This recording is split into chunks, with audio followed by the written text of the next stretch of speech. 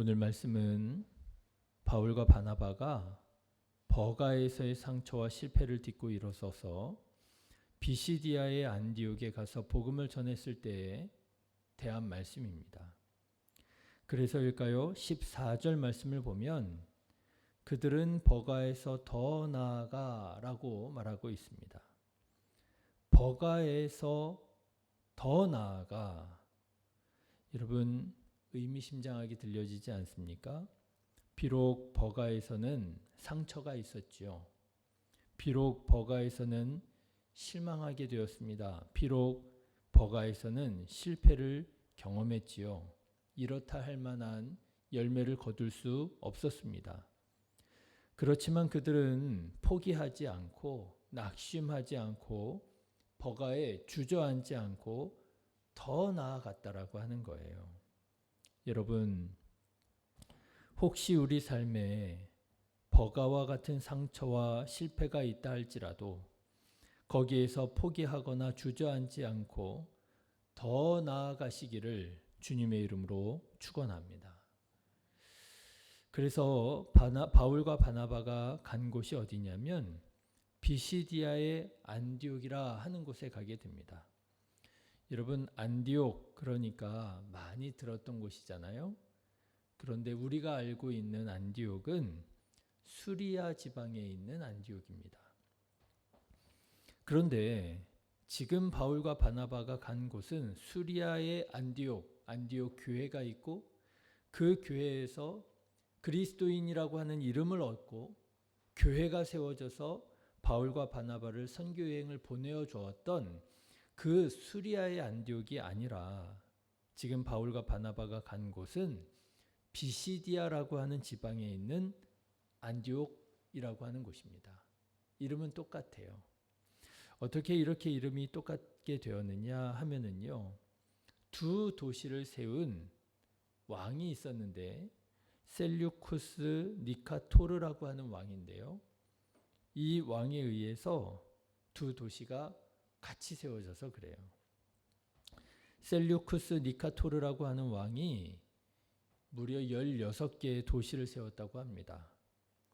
그런데 그 중에서 이 두 도시의 이름을 안디옥, 그의 아버지의 이름이 안티오쿠스라고 하는 이름이었다고 그래요. 자기 아버지의 이름을 따서 두 도시를 똑같이 안디옥이라고 이름을 지었다고 그래요. 예, 바울과 바나바가 비시디아의 안디옥으로 갔습니다. 왜 비시디아의 안디옥으로 갔을까? 저는 좀 한번 궁금해 봐요. 그런데 이 버가에서 비시디아 안디옥으로 이어지는 도로가 있었다고 그러네요. 그러니까 이 버가에서 안디옥이 연결되어 있었던 것이지요. 뭔가 여행자들이 왕래가 있었을 수도 있고 또는 뭔가 어떤 상인들의 도로가 되었을지도 모르겠어요. 흥미로운 사실은 이 비시디아의 안디옥에서 어떤 한 비석이 발견되었다고 합니다. 그런데 그 비석에 이렇게 적혀 있다고 그래요. 젊은 형제 루기오 서기오 바울에게, 이렇게 적혀 있다고 그래요. 젊은 형제 루기오라고 하는 사람에 대한 흔적이 남아 있는 거지요. 그런데 흥미로운 점은 뭐냐 하면 이 루기오가 서기오 바울이라고 하는 사람의 집안 사람이었다라고 하는 거예요. 여러분, 서기오 바울 어디서 들어보지 않으셨습니까? 바울과 바나바가 구브로라고 하는 섬을 지금 들려서 버가 지나 비시디아 안디옥에 왔잖아요. 그런데 이 구브로라고 하는 섬, 그 섬의 총독 이름이 서기오 바울이었어요. 그렇죠. 그래서 학자들은 이 비시디아의 안디옥에서 발견된 이 비석에 있는 인물 루기오 서기오 바울이 아마도 구브로의 총독이었던 서기오 바울의 아들이었을 거다, 이렇게 이해를 한다고 합니다. 흥미롭지 않습니까? 성경의 인물이 고고학 유물로 발견이 되는 거예요. 자, 그런데 어쨌든 이 유물을 통해서 우리는 무엇을 확인할 수 있느냐? 이 구브로가 비시디아의 안디옥과 연결되어 있었구나 하는 것을 알 수가 있는 거죠. 사람들이 왕래하고, 그렇죠? 그러니까 바로 그 왕래하던 길, 도로를 따라서 바울과 바나바도 비시디아 안디옥으로 갔었던 것 같습니다. 그런데 이 육로는 지금 우리가 생각하는 것처럼 그렇게 안전한 길은 아니었다고 그래요. 강도가 출몰하는 산맥과 고원이 가로막혀 있었다고 그럽니다. 그러니까 결코 쉬운 길은 아니었던 것이지요. 그럼에도 불구하고 바울과 바나바는 왜 비시디아 안디옥에 가서 복음을 전하려고 했을까? 왜냐하면요, 그곳에 아마도 유대인 공동체가 있었기 때문일 것입니다. 여러분 14절의 말씀을 한번 보십시오. 바울과 바나바가 비시디아 안디옥에 가자마자 뭐를 하느냐? 같이 읽어보실까요? 그들은 버가에서 더 나아가 비시디아 안디옥에 이르러 안식일에 회당에 들어가 앉으니라. 여기에 뭐가 있어요? 유대인 회당이 있었다는 거예요. 회당이 있다는 말은 여기에 유대인 공동체가 있었다고 하는 거죠. 그렇습니다. 여러분, 바울의 선교 전략을 보면 바울의 선교 전략에 있어서 가장 중요한 전제는 먼저는 유대인에게, 그 다음이 헬라인에게라고 하는 거예요. 여러분, 오늘 본문의 말씀도 보시면 23절인가요?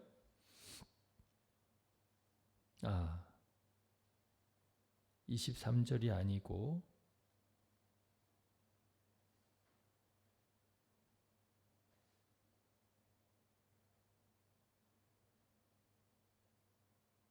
46절입니다. 46절에 보시면 위와 같은 말씀이 나와요. 46절 같이 읽어보실까요? 바울과 바나바가 담대히 말하여 이르되 하나님의 말씀을 마땅히 먼저 너희에게 전할 것이로되. 그렇죠. 마땅하다는 거예요. 뭐가요? 먼저 너희 유대인들에게 전하는 것이 마땅하다라는 거예요. 그런데 너희가 그것을 버리고 영생을 얻기에 합당하지 않은 자로 자처하기로 우리가 이방인에게로 가기로 하노라, 이렇게 얘기하잖아요. 바울과 바나바는 유대인에게 먼저 복음을 전하기 원했고요. 그래서 비시디아의 안디옥에 있는 유대인들에게 예수가 그리스도라고 하는 복음을 전하기 원했던 모양입니다. 실제로 바울은 자신이 유대인이라고 하는 사실과 유대인에게 복음을 전하여 그들이 구원받기를 정말 간절히 원한다라고 하는 그런 이야기를 남겨요. 로마서 9장에 보면 나의 형제 곧 고륙의 친척을 위하여 내 자신이 저주를 받아 그리스도에게서 끊어질지라도 원하는 바로라, 그렇게 했어요. 얼마나 유대인들을 사랑했던지 나는 먼저 유대인에게 복음 전하기를 원한다. 그것이 나의 선교의 원칙이다 밝혀요. 그래서 이제 바울이 회당으로 갑니다. 그리고 그 회당에서 설교를 하는데요. 이 설교가 성경에 등장하는 바울의 첫 번째 설교가 됩니다. 뭐라고 설교하느냐? 유대인들이라고 하면 잘 알고 있는 역사와 하나님의 말씀을 근거로 예수가 그리스도시라고 하는 사실을 전하는 거예요. 여러분 17절부터 23절의 말씀은요, 이스라엘의 역사를 쭉 얘기합니다. 그렇죠?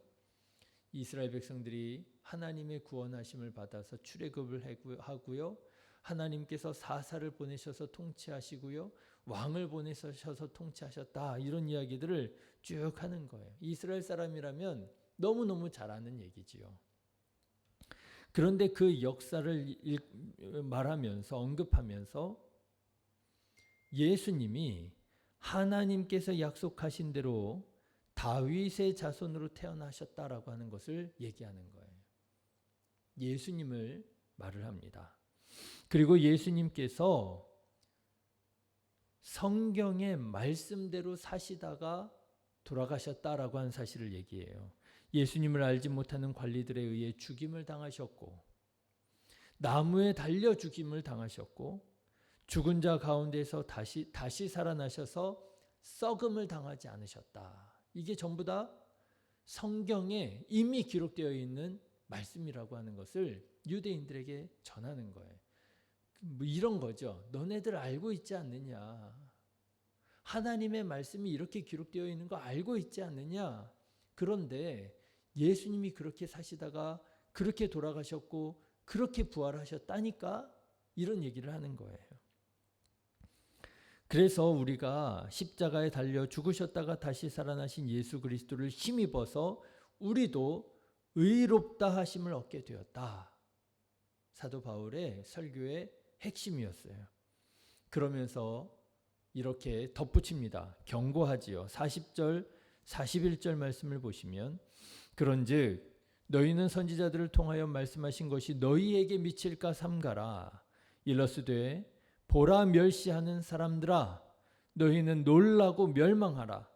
내가 너희 때를 당하여 한 일을 행할 것이니 사람이 너희에게 일러줄지라도 도무지 믿지 못할 일이라 하였느니라 하니라. 하나님의 말씀에 이렇게 예언된 대로 사시고 죽으신 예수님을 믿으라고 하는 거예요. 비방하지 말라는 거예요. 하나님의 말씀에 예언된 대로 그렇게 비방했던 사람들에게 하나님의 큰 진노가 임하게 될 것이라고 얘기하는 것이에요. 어떻습니까, 여러분? 딱 유대인들이 인정하지 않을 수 없는 하나님의 말씀을 근거로 예수님이 그리스도이심을 전하잖아요. 이에 많은 유대인들과 경건한 사람들이 예수님을 주님으로 영접하게 됩니다. 인정하지 않을 수가 없는 거예요. 그러네. 성경 말씀에 이렇게 되어 있잖아. 43절에 보니까요. 이렇게 됩니다. 회당의 모임이 끝난 후에 유대인과 유대교에 입교한 경건한 사람들이 많이 바울과 바나바를 따르니 두 사도가 더불어 말하고 항상 하나님의 은혜 가운데 있으라 권하니라.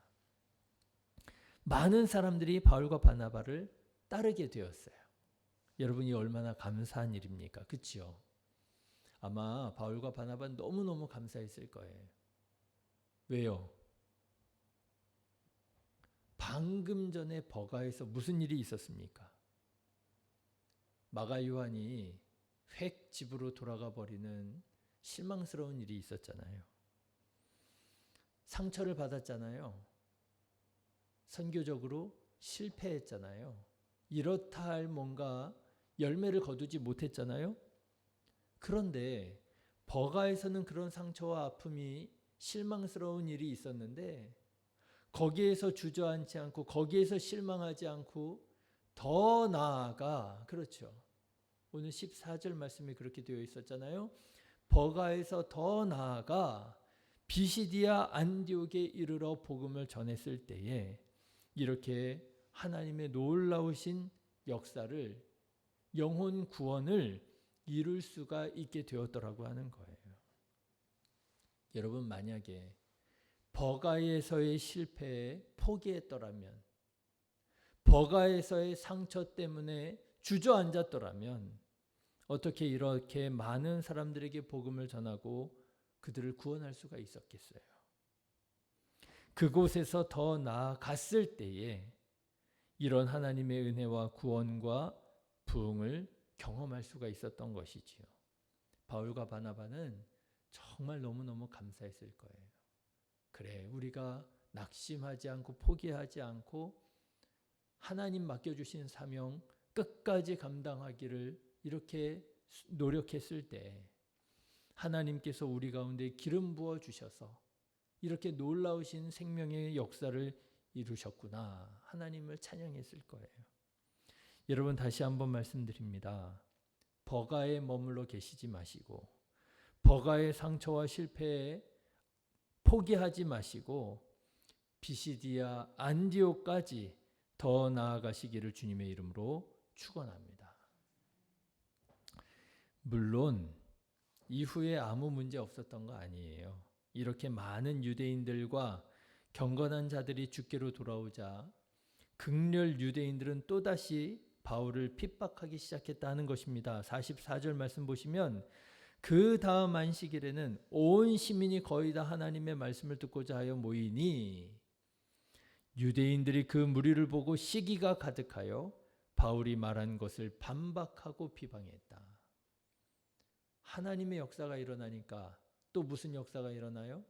사단의 역사가 일어나더라는 거예요. 은혜 받을 만하니까 어떤 일이 일어나요? 상처받을 만한 일이 일어나더라고 하는 거예요. 뭔가 교회가 부흥하고 성장할 것 같으니까 뭔가 교회에 어려움이 또 시작되더라고 하는 거예요. 늘 이런 문제가 있습니다. 그런데 여러분, 그리스도의 능력은 어디에서 드러나는 거죠? 그리스도의 능력은 아무 문제 없을 때 그리스도인의 능력이 드러나는 것이 아니라 문제가 있을 때, 그렇죠? 문제가 있을 때에 그리스도인의 능력이 드러나는 거예요. 기도하고요. 말씀에 순종하고요. 그래서 하나님의 방법을 선택해서 하나님의 방법으로 그 문제들을 극복하고요. 여러분, 바울과 바나바를 보십시오. 이렇게 유대인들이 비방하고 박해하자 그들은 그곳에서 주저앉지 않고 또다시 앞으로 나아갑니다. 46절, 47절 말씀 보실까요?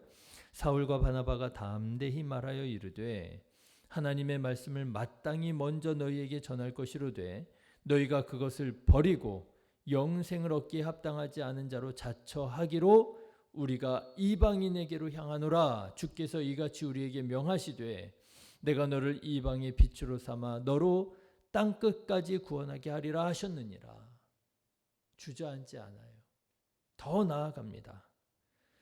이렇게 더 나아가기로 선포하자 이 소식을 들은 경건한 사람들은 어떻게 돼요? 더 기뻐합니다. 48절과 49절 말씀 보시면 이방인들이 듣고 기뻐하여 하나님의 말씀을 찬송하며 영생을 주시기로 작정된 자는 다 믿더라. 주의 말씀이 그 지방에 두루 퍼지니라. 바울과 바나바는 이렇게 앞으로 나아갑니다. 어려움이 있었지만 주저앉지 않습니다. 포기하지 않습니다. 앞으로 나아갑니다. 우리 성도님들도 더욱 앞으로 나아가시기를 주님의 이름으로 축원합니다. 그 앞에 하나님께서 우리에게 열어주시는 경험과 은혜와 복이 있을 줄로 믿습니다. 기도하겠습니다.